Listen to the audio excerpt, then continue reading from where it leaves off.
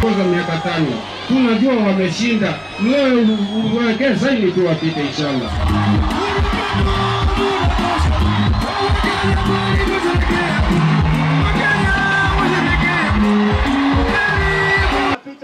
You are 3 days to a general election.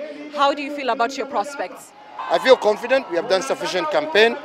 We've managed to sell our agenda, things that we have done, things that we intend to do, and more importantly, our call towards having a unified, one country, one people, working together for the prosperity of this great nation called Kenya.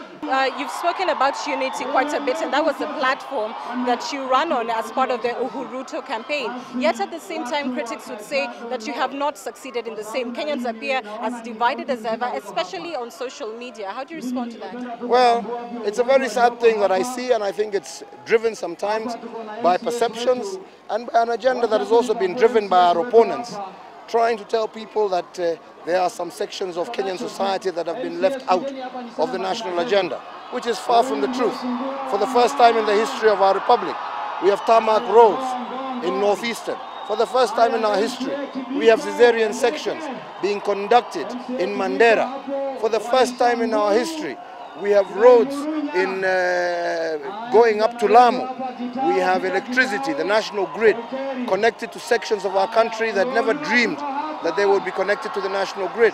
So I believe a lot of this has been more propaganda, more being driven by people out of their own political thirst, as opposed to a real issue that has been driven by the Jubilee government. Do you have any regrets regarding how you've run the country?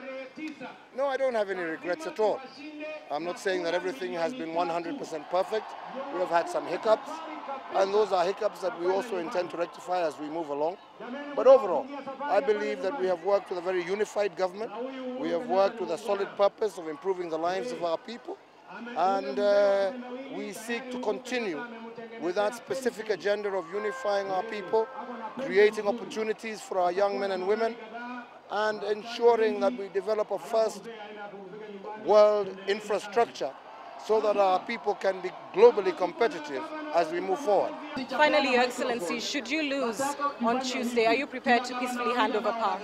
Let me first of all begin that I am confident that we are winning.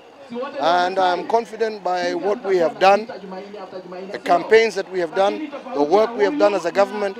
I am very confident that come the 8th, next week, we will deliver a victory for Jubilee.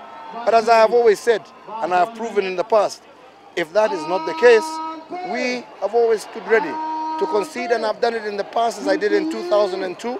I will do it in the future. But I believe that Kenyans are willing, and I'm hopeful, God willing, that they will give us an opportunity to carry this country forward for another 5 years. May the best man win. Thank you very much. Thank you, Excellency. God bless.